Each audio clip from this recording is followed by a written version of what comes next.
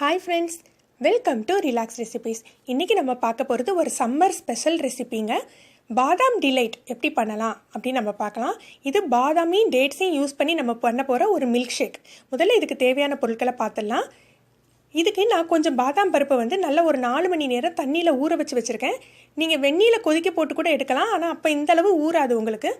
அப்புறம் நல்ல பெரிய கப்புக்கு ஒரு கப் நல்ல கூலான பால் எடுத்துருக்கிறேன். பால் நல்ல கூலாக இருக்கணும். நம்ம ஐஸ் க்யூப் எதுவுமே மில்க் ஷேக்கு யூஸ் பண்ணக்கூடாது.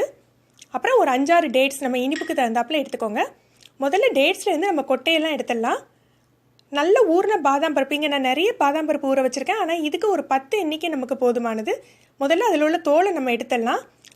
நல்ல ஊறி இருந்தால் மட்டும்தான் நல்ல பாதாம் நல்ல உங்களுக்கு புசு புசுன்னு இருக்கும், நிறைய கணிசமும் கிடைக்கும் உங்களுக்கு.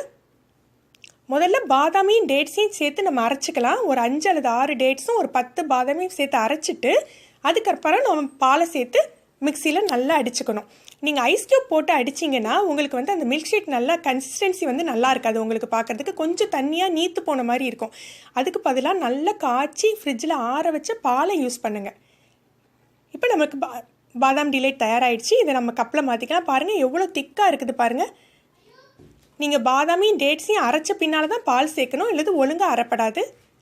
இதுக்கு மேலே நான் கொஞ்சம் பாதாம் பருப்பை தட்டி வச்சுருக்கிறேன். இது ஊற வைக்காத பாதாம் பருப்பு நல்ல க்ரன்ச்சியாக இருக்கிறதுக்காக மேலே கொஞ்சம் போட்டுட்டு, இதில் ஏற்கனவே இனிப்பு இருக்கும், கொஞ்சமாக தேன் மட்டும் மேலே நம்ம ஆட் பண்ணிக்கிறோம். நம்ம கலந்து விட்டுக்க போகிறதில்ல, மேலே மட்டும் தேனை சேர்த்துக்கோங்க.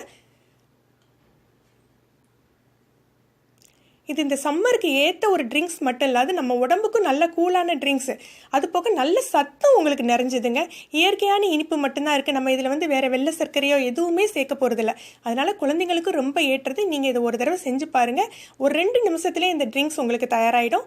நீங்கள் இதை டேஸ்ட் பண்ணி பார்த்து உங்களுடைய கருத்துக்களை கமெண்ட்ஸில் சொல்லுங்கள். இது வரைக்கும் நம்மளுடைய சேனலை சப்ஸ்கிரைப் பண்ணாதவங்க சப்ஸ்கிரைப் பண்ணிக்கோங்க. மேலும் ஒரு புது வீடியோவில் உங்களை சந்திக்கிறேன். நன்றி.